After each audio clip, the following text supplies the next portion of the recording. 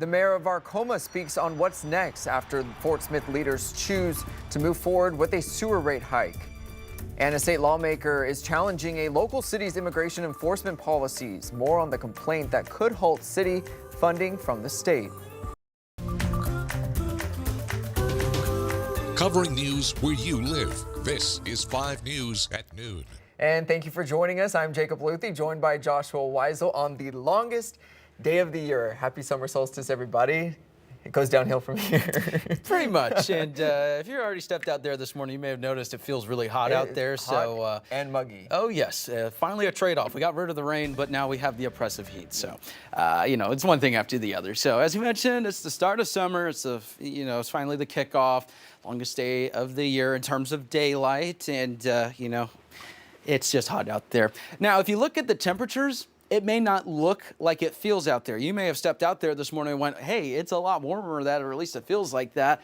Let's add in that humidity factor, and let's go to the feels like temperatures. So one thing that kind of shocks people is the heat index value is actually determined based off of how it feels in the shade. So it's probably going to feel a lot warmer than that in some areas as well. You can see right around 104 for a large portion of the River Valley, near the triple digits for northwest Arkansas. Sallisaw, that's a little bit of an iffy station just because readings may not be all that correct. So may not actually be that hot, but it certainly feels like that, I'm sure, for many down there. Here's a look at what we've got with the pool forecast for this afternoon, and it's going to be terrific out there. Sunshine, warm temperatures, and same for the River Valley. So it's going to be hot, it's going to be humid, and it's going to feel a lot warmer than the air temperature. I'll let you know pretty much how long that lasts and more information on the forecast coming up.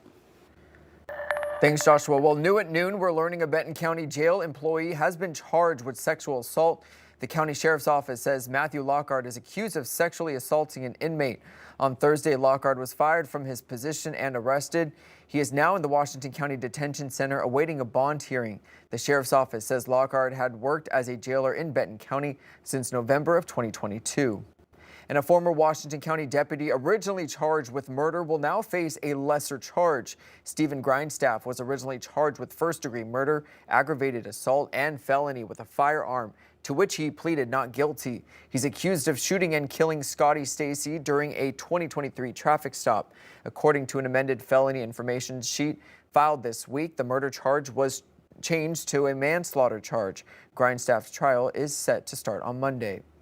And a Washington County man is behind bars this morning in connection to a deadly meth overdose. Michael Wade Crump faces charges of first-degree death by delivery and tampering with evidence after allegedly giving meth that caused a fatal overdose on March 25th. Authorities say he destroyed drugs, a phone, and concealed the crime scene to hinder the investigation. He remains held on a $250,000 bond. His court date is set for July 9th. And continuing coverage, we're hearing from the mayor of Arcoma about what's next after Fort Smith directors approved a sewer rate hike earlier this week. That means residents in Arcoma will soon be paying much higher sewer bills. This week, Fort Smith city directors approved a 225% rate hike that will start next week to make Arcoma's rate equal to what Fort Smith residents pay. The mayor says despite some discussion of legal action after Thursday's city council meeting, there's no plan to take the city of Fort Smith to court over the matter. They say they're hopeful they can continue discussions with Fort Smith on a solution that's affordable to the residents of Arcoma. We did make an adjustment to our current rates based on the fact that we understand that citizens of Fort Smith are seeing a 3.5% increase on average for their wastewater bills. So we did vote tonight to apply a similar 3.5% increase to our citizens of Arcoma as a show of good faith. But we are continuing to try to keep the dialogue open and hopeful that we can come to a resolution with the city. Although it did not happen in the time frame that we'd set forth or hoped to have, we've not given up on equitable resolution on that. We'll continue bringing you developments as discussions between the cities move forward. And in Tulsa, another step forward in identifying victims of the 1921 race massacre. Oklahoma archaeologists have identified a second set of human remains from a mass grave in Tulsa.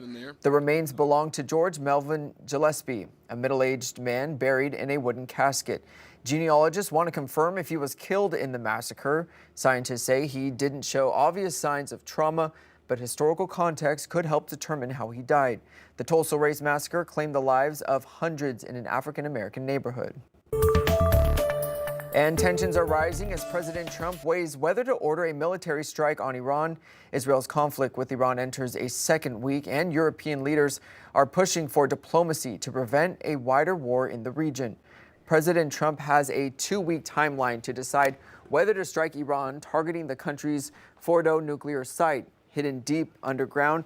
The White House says Iran is closer than ever to developing a nuclear weapon. Meanwhile, Israel's military continues to hit Iranian targets as both sides report rising casualties. Today, Iran's foreign minister is meeting with European officials in Geneva, hoping to de-escalate the violence. In the meantime, the U.S. and other nations are warning their citizens to leave both countries. There's going to be more folks that are going to be rescued. This is an ongoing effort. Meanwhile, the Trump administration is appealing a ruling that blocked its policy requiring passports to list gender assigned at birth. Florida's governor has chartered relief flights to bring Americans from Israel. Meanwhile, the Trump administration is appealing a ruling that blocked its policy requiring passports to list gender assigned at birth, now facing legal pushback from a transgender artist. Brooklyn artist Xander Schlater says the State Department listed his gender as female on his passport. Despite legally updating his ID under a Trump-era policy, passports must show gender based on birth sex. He is now leading a lawsuit against the rule. The ACLU says more than 1,500 transgender people or their families have come forward with concerns. Why is the outcome of this case important, not just for the clients you're representing, but for other people? If this administration can, with the snap of their fingers, remove rights that are so clearly protected under the Constitution, then it's really that much easier for them to take on an even larger group and an even larger group. The case now heads to federal appeals court. The administration is defending the rule. And California's National Guard will keep watching federal buildings in Los Angeles after a big legal win for President Trump. A new court ruling backs his use of military force without the governor's approval. Overnight, a 3-judge panel unanimously ruled President Trump likely had the legal right to federalize California's National Guard during protests without the governor's permission. This all comes as immigration raids across the country continue, with a focus, according to the administration, on sanctuary cities. They knowingly release public safety threats, illegal aliens to the community every day. As immigration raids ramp up, Governor Newsom vows to keep fighting what he calls the president's authoritarian military tactics.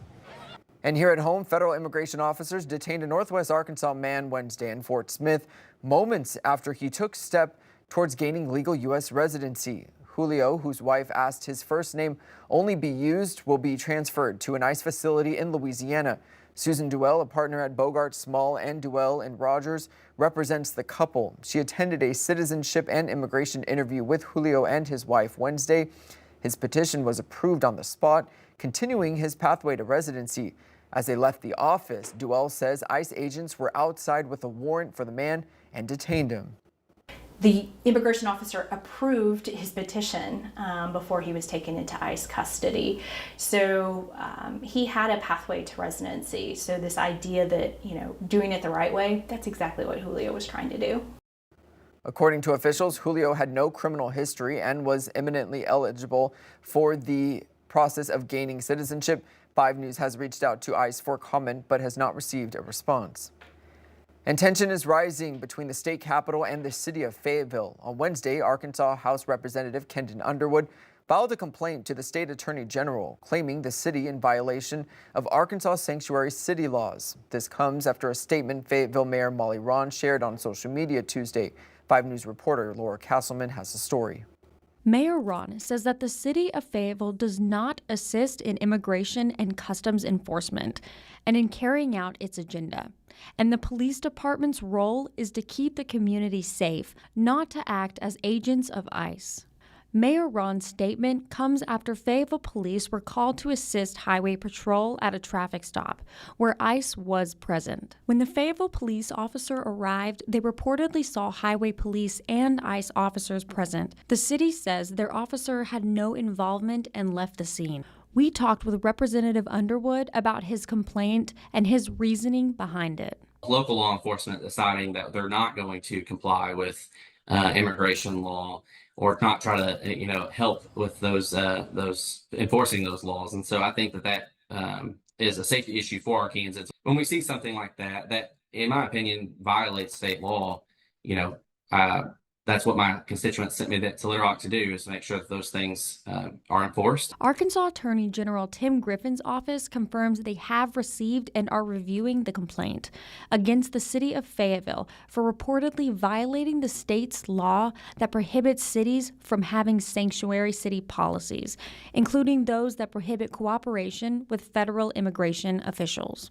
State Representative for Fayetteville, Nicole Clowney, has also released a statement saying that she has full confidence in Mayor Ron, the Fayetteville Police, and Arkansas State Police. But taking shots at our city is a distraction that pulls everyone away from the real work of keeping your community safe. I believe in Fayetteville and am so grateful to call it home. Fayetteville Chief of Police Mike Reynolds has responded to the situation, saying in part, "It is not within our purview, nor is it our role to enforce civil immigration laws. That responsibility lies solely with the federal government and its designated agencies." That was Laurel Castleman reporting. 5 News reached out to Mayor Ron's office, who said they will not be commenting on the matter at this time. Nothing official has come out of the complaint as of right now.